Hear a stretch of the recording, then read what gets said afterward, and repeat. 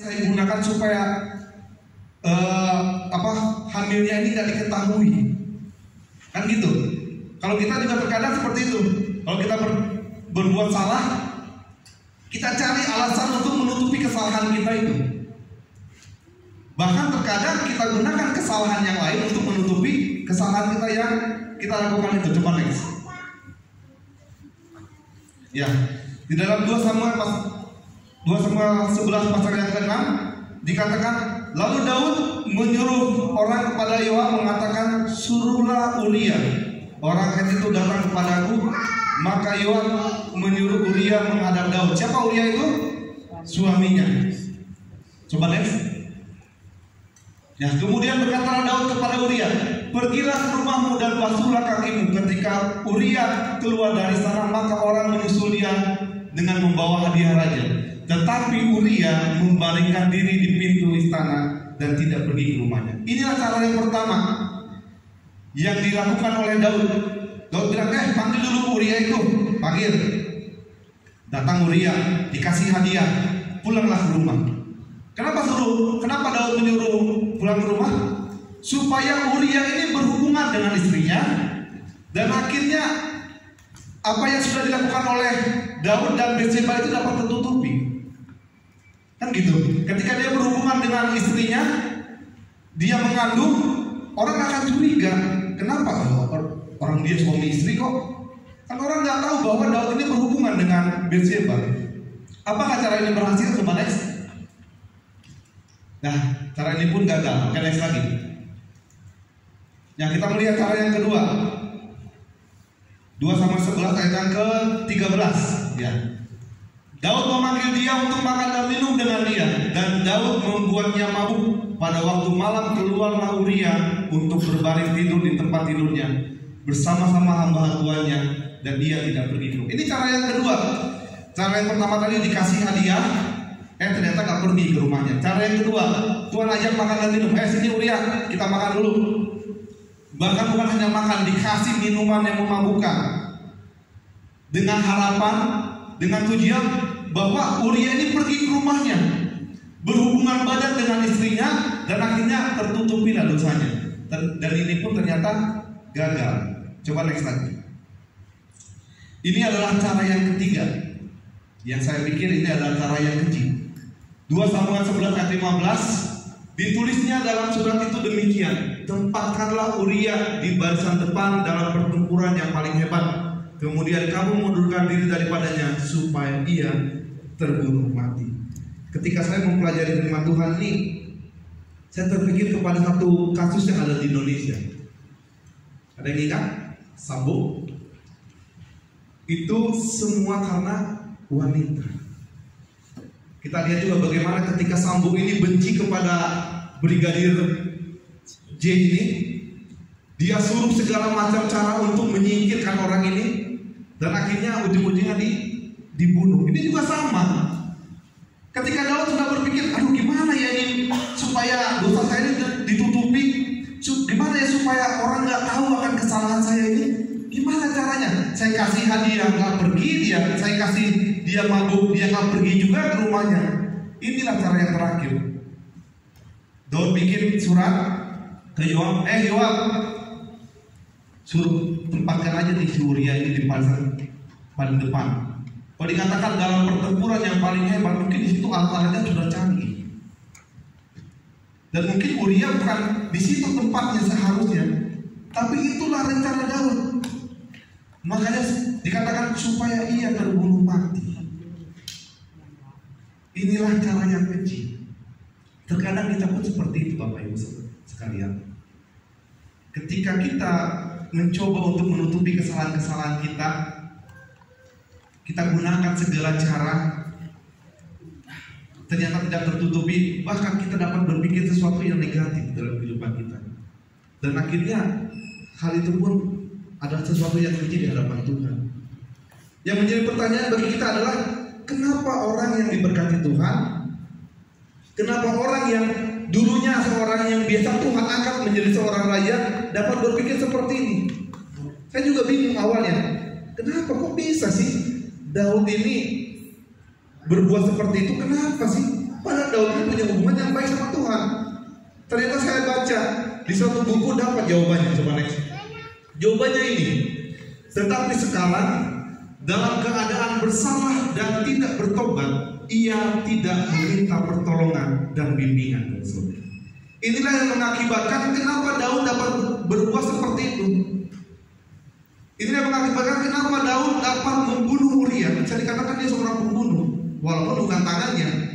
Ya sama seperti yang di Indonesia itu kan, bukan dia yang bunuh, tapi dia yang suruh. Ya, akhirnya dia yang kena imbasnya. Inilah alasannya. Tetapi sekarang dalam keadaan bersalah dan tidak bertobat, ia tidak meminta pertolongan dan bimbingan dari Tuhan.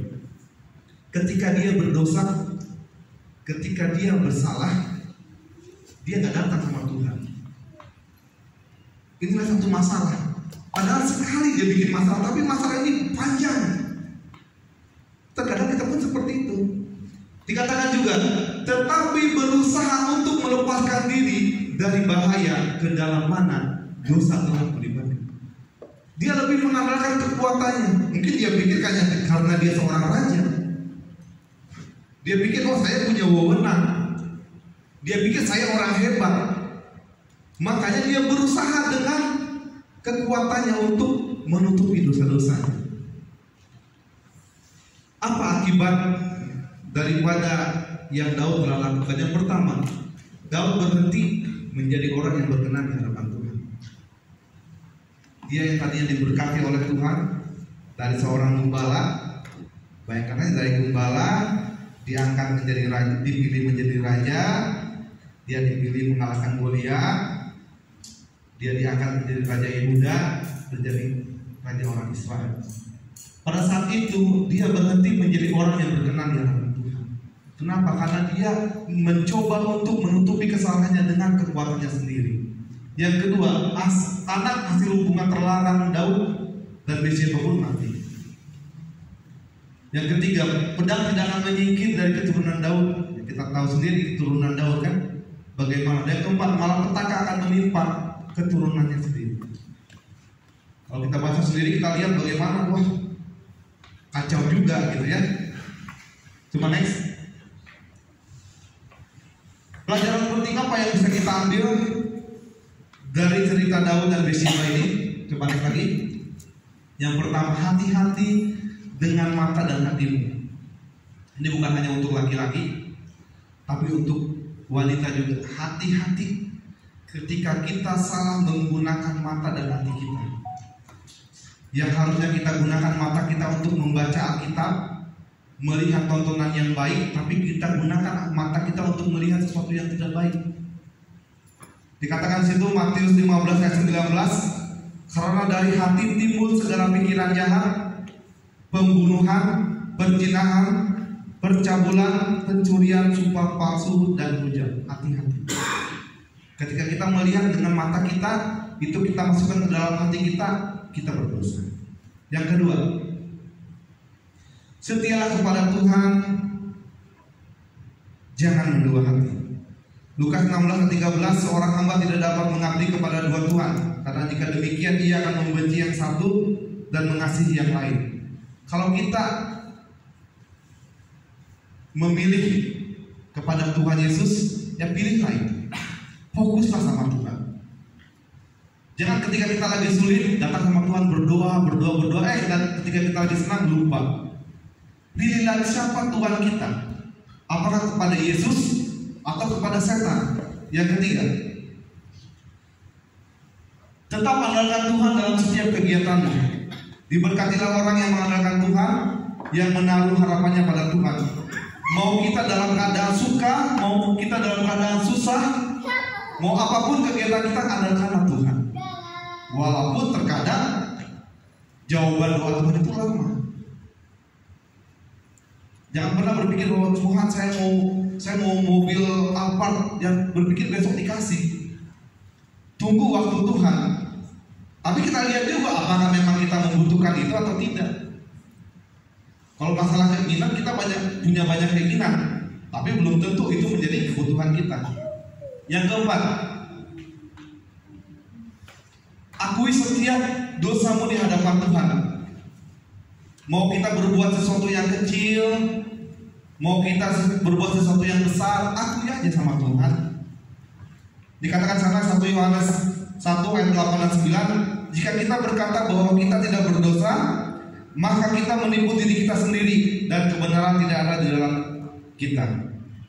Jika kita mengaku dosa kita, maka Ia adalah setia dan adil, sehingga Ia akan mengampuni segala dosa kita dan menyucikan kita dari segala kejahatan. Datang kepada Tuhan, bilang Tuhan maaf, saya sudah berbuat dosa. Tuhan maaf, kemarin Tuhan saya ngomongin orang. Tuhan maaf, kemarin saya ngambil punya orang. Datang aja sama Tuhan. Enak kok curhat sama Tuhan. Kadang kalau kita curhat sama Tuhan pas kita lagi down-downnya itu enak banget. Sampai kita nangis-nangis, sampai kita imut-imutan, itu enak. Yang terakhir, bertobat. Yesaya 18:32, sebab aku tidak berkenan kepada kematian seseorang yang harus ditanggungnya. Demikianlah firman Tuhan. Oleh sebab itu bertobatlah supaya kamu. Inilah panggilan kepada kita pada saat ini. Tuhan bilang, kalau kamu berdosa datang sama aku, bertobat. Artinya kalau bertobat itu ya jangan diulangi lagi. Jangan kita bilang karena Tuhan itu pengasih kok. Kita bilang sekarang berdosa, besok lagi berdosa lagi, apa-apa, Tuhan itu pengasih. Ya jangan dipermainkan juga. Ya. Kenapa? Karena ketika kita bertobat Tuhan itu senang. Tuhan itu gembira. Kenapa? Karena ada satu lagi orang yang harus diselamatkan. Ya. Artinya bagi kita pelajaran pada siang hari ini, kita dapat belajar dari Daud. Ketika ada waktu kita untuk datang kepada Tuhan, gunakanlah dengan sebaik mungkin. Ketika waktunya untuk berperang, berperanglah. Ketika waktu untuk ibadah, ya ibadahlah. Jangan kita datang ke tempat ini, pikiran kita masih di sana. Oh iya, ada arisan orang Batak ya. Pasti arisannya banyak ini. Saya juga baru nikah langsung dibilang, masuk arisan ini, masuk arisan ini, masuk arisan ini. Jadi fokuslah sama Tuhan. Kalau memang datang ke tempat ini untuk ibadah, ya simpan dulu HP-nya. Oh Tuhan siap, saya siap untuk memuji dan memuliakan nama Tuhan. Ya, ke next. Nah, sini ada cerita. Jadi di negara kita di suatu wilayah ada sepasang kekasih. Mereka ini saling mencintai. Mereka ini sudah saling kompak dan berencana untuk menikah. Mereka sudah berencana untuk menikah. Jadi mereka ini sudah pacaran sudah cukup lama, sekitar 4 tahun. Jadi mereka ini mau menikah. Yang cowoknya ini, tapi ada perbedaan di dalam keduanya nih.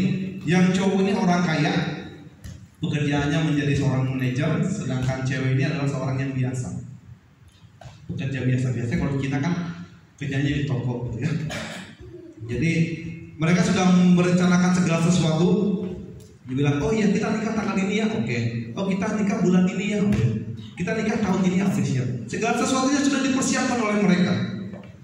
Dari undangan, gitu. Siapa yang harus digopon ini? Nah, kan? Gopon dojo-dojonya sudah ini kan, musiknya siapa musiknya, pergudangnya gitu kan. Sampai suatu ketika, si cewek ini mengalami kecelakaan, si perempuan ini mengalami kecelakaan yang dahsyat, yang mengakibatkan dia pun harus dirawat di rumah sakit. Next, ya inilah dia. Bagaimana dia mengalami koma, nggak sadarkan diri selama berminggu-minggu, mungkin ada sekitar 3 minggu. Next lagi. Tapi sepanjang dia koma, laki-laki itu selalu setia untuk menunggu dia. Bayangin aja, dia seorang manajer ditinggalkan pekerjaannya. Dia yang tadinya punya uang banyak, dihabiskan uangnya untuk biaya berobat. Dia yang punya waktu yang sangat penting ditinggalkan demi menjaga kekasih yang sangat dia cintai. Dia berdoa setiap hari, Tuhan kapan dia akan sembuh, kapan dia akan sadar. Itulah doa-doa dia yang dia doakan setiap hari. Sampai akhirnya dia pun tersadar. Ya, dia pun tersadar. Dan akhirnya si laki-laki ini selalu setia. Ya ganti perban dibantu sama dia gitu. Mau contohnya beli obat dibelikan sama dia. Apa keperluan dari perempuan ini selalu dia berikan. Tapi ada satu hal yang mengagetkan bagi dia. Coba next. Nah, ketika dia ingin melamar perempuan ini, dikatakan, maukah kau menikah denganku? Satu jawaban yang didapati oleh pria ini. Perempuan ini bilang, maaf, saya tidak bisa menikah denganmu. Saya tidak tahu apa alasan daripada si wanita ini. Tapi hal itu yang mengakibatkan si cowok ini nggak bisa move on. Dalam bahasa gaulnya move on. Dia selalu memikirkan kenapa ini bisa terjadi, kenapa si perempuan ini nggak mau menikah dengan saya, dan akhirnya perempuan ini menikah dengan orang lain. Tapi Bapak Ibu tahu, setelah dia menikah, doa daripada laki-laki ini terus mendoakan si wanita ini. Dia bilang, Tuhan, jikalau dia jodoh saya, kembalikan dia kepada saya. Tuhan, jikalau dia memang Engkau percayakan bagi saya akan bahagiakan dia. Kasih saya kesempatan. Padahal dia seorang. Itulah doa dia.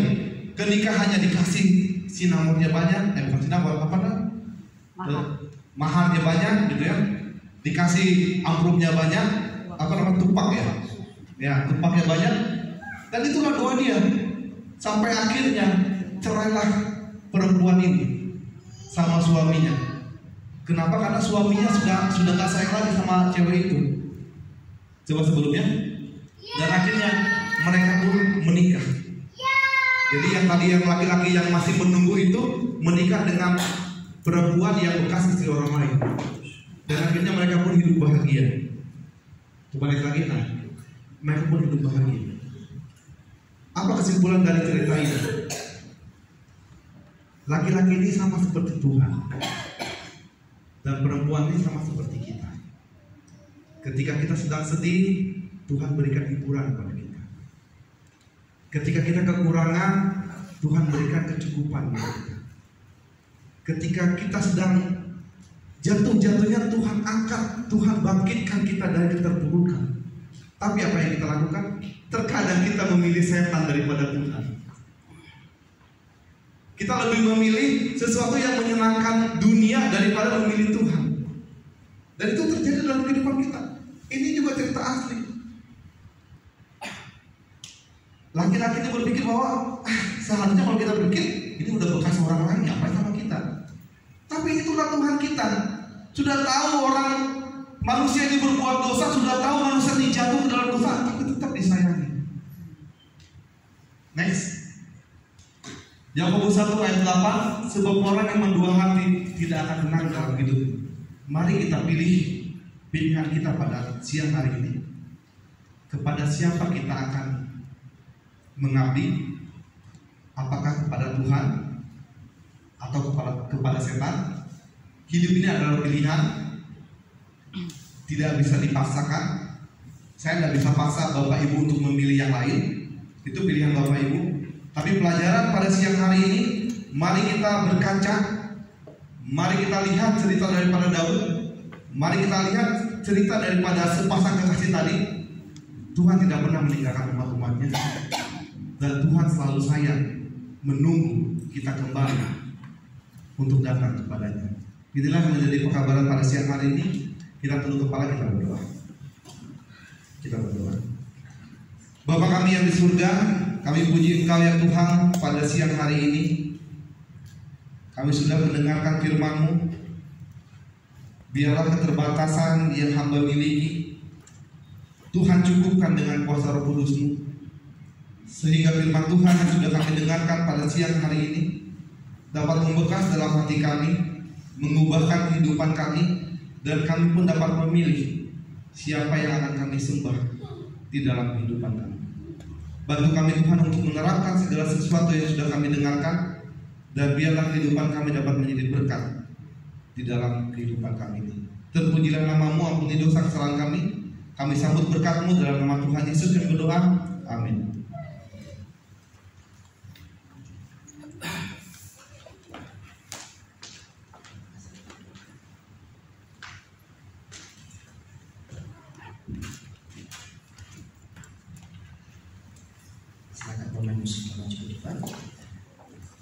Terima kasih namanya Pendeta Hendika Sibolon untuk pelayanannya pada siang menjelang sore hari ini. Saya undang semua berdiri, kita akhiri ibadah kita pada siang hari ini.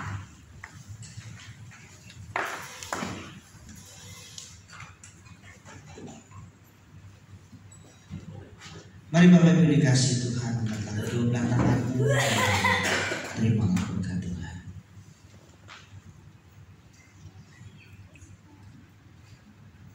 Damai sejahtera yang melampaui segala akal dan pikiran, kiranya menyertai kehidupan kita semua. Maka sekarang, saudara-saudara dikasih oleh Tuhan Yesus Kristus, pulanglah ke rumah kalian masing-masing. Bawalah anugerah dari Allah Bapa di surga, kasih sayang dari Tuhan Yesus Kristus, dan persekutuan dengan Roh Kudus kiranya menyertai kehidupan kita sore hari ini sampai Maranatha. Kami mengucap bersama. Amin.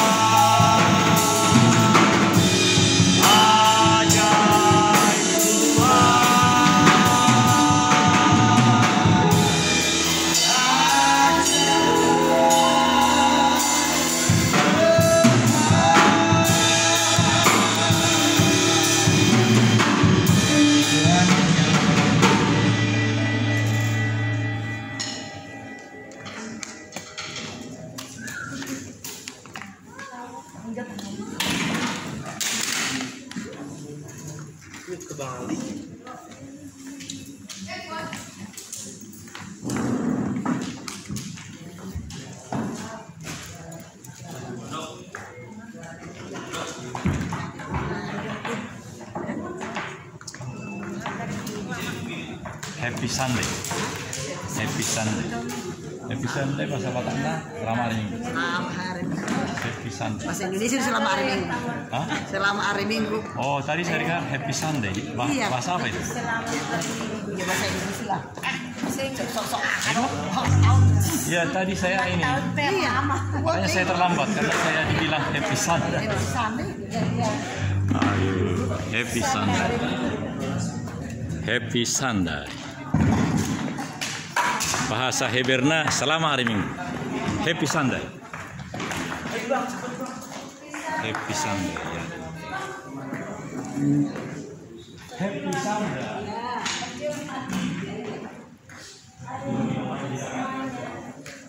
Saya minta maaf terlambat tadi karena saya mendengar Happy Sunday. Iya. Di mana kita kayak Happy Sunday? Iya, kereta api. Oh. Saya dari kereta api lagi jam 3 ya.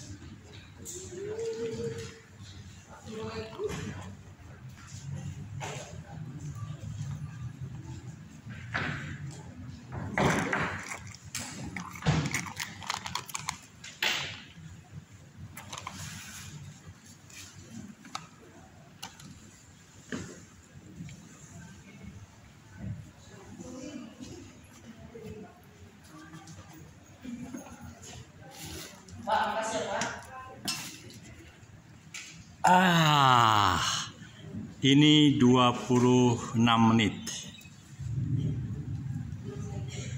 Boleh mengambil 1 menit, Pak? Karena setiap bulan saya 30 menit, pasti ada berapa menit. Saya menjadi karena ini dimasukkan di dalam suatu channel yang menurut saya sudah sangat hebat.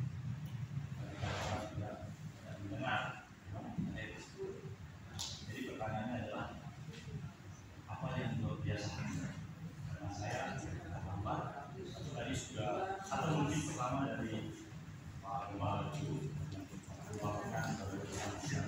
tapi channel ini sudah terus menerus di sembilan channel kok. Saya adalah Bapak adalah saya. Kami saya kata, saya namanya Profesor Dr. Hotmar Moholy. Saya 65, dia 62. Tapi dia adalah seorang istri saya bangun dulu. Jadi tadi sepakat pertanyaannya. Apa maksudnya? Supaya ini menjadi produk yang bagus. Tadi sudah berubah. Dan ini akan luar biasa nanti masuk di mana-mana. Sepakat ya? Pemirsa Adi Television dalam 9 channel kami sudah sepakat Pak Gembala di sini. Kita selalu menikmati siaran tayangan dari setiap gereja bahkan di tempat ini. Dan kita akan masuk di dalam bagian yang kedua, pertama dari Bapak Gembala dan juga dari Bapak pelayan firman yang ada. Pertanyaannya, langsung, ya, kata Pak Gembala adalah langsung. Kita bercakap-cakap aja Pak ya. Ini 26 menit, jadi tinggal 7 menit lagi Bapak. Nah, Horas di Amang Hula-Hula. Jadi nagawi syukur-syukur di Amang ini, songono. Tadi memang temanya, tapi kita agak bebas Pak ya. Karena selalu juga saya berpikir 9 channel ini bisa menjadi luar biasa bagi setiap, karena tidak banyak yang punya kesempatan seperti ini. Lalu kalau saya sudah membuat 5 kali 33 Amang Hula-Hula, jadi itu 3 jam kan? Itu hanya sekali saya produknya, karena hanya HP ini bisa mengosongkan diri 21 GB Bapak. Setiap 4 GB itu 33 menit. Nah kemudian karena saya kosongkan semua, HP Bapak mungkin 64, tapi ini hanya 32 saya kosongkan, jadi yang kosong 21. Kosong 21 bagi 4 jadi pitu kan? Jadi pitu satu kelebu itu. Nah jadi Bapak sudah tahu betul saya, ya terserah Bapak lah, dan saya akan di sini. Iya. Wah terima kasih Pak, karena seluruh firman Tuhan tadi ada di sini.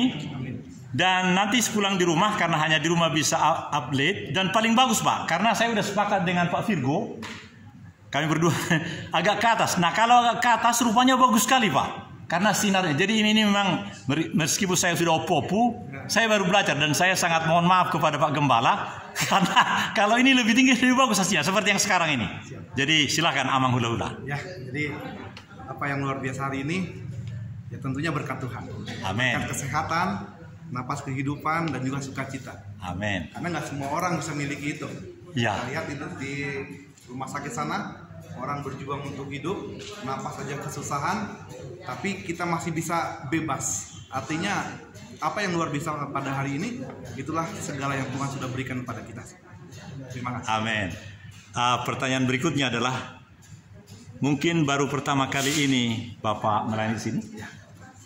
Saya merasakan, karena saya sudah berkali-kali di sini, bahwa jemaat Gereja Betel Pembaruan, Gereja Betel Pembaruan Jemaat Pentahiran, sang profesor itu namanya, mohon maaf ya, saya sebut namanya boleh kan? Profesor Emeritus Dr. Farmasi Iping Nuryadin, istrinya namanya Ibu Maria. Beliau pada saat ini sedang kita doakan terus supaya beliau bangkit sangat. Ini memang karena Pak Gembala sudah mengizinkan, Bapak sudah bernubuat aja, bukan hanya Nabi Daniel yang bisa bernubuat, Bapak pun bisa. Jadi pertanyaanku adalah, karena ini tinggal 4 menit, ahado nagabe bui dohonon ni Bapai di Gembala nami. Bisa saya teruskan dalam bahasa Batak? Ya, karena penonton kita banyak orang Batak juga Pak.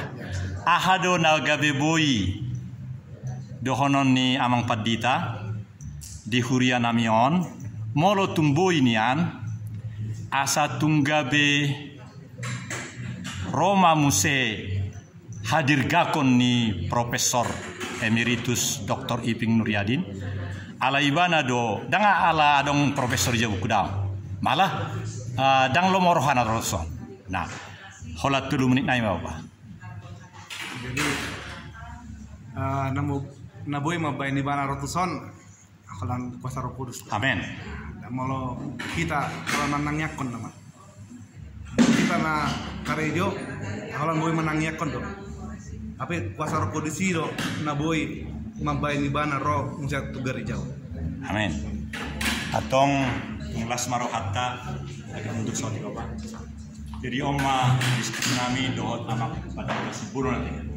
Au Kolonel Korp Ajudan Jenderal Pastor Daniel Togar Maringan Sinaga yang merawat channel ini. Dan sungguh nantikan terus apa yang kami reportasekan dari setiap jemaat-jemaat, khususnya jemaat dan nanti hari Kamis persekutuan doa Kamis dengan ulang tahun Ibu Marbun dan siapa yang ulang tahun lagi? Ibu Norma Tasarma. Terima kasih, Horas. Tuhan berkati. Horas, ya. Oke. Ini bagian akhir dari, ternyata masih 2 menit terakhir. Iya, mulai Bapak dah. Horas. Buidu di otas tokin, ati bia adong neng dohon di bapai. Alana canggih do nuaing. Alana memang 1 menit nai do pion, 10 detik nai. This is my last reporting from 2nd floor, Jalan Elang 17, Bandung, Jawa Barat, Indonesia. So you may check again and again in 9 channel. Our channel is Astagatra YouTube Nusantara Television. Thank you. Bye-bye.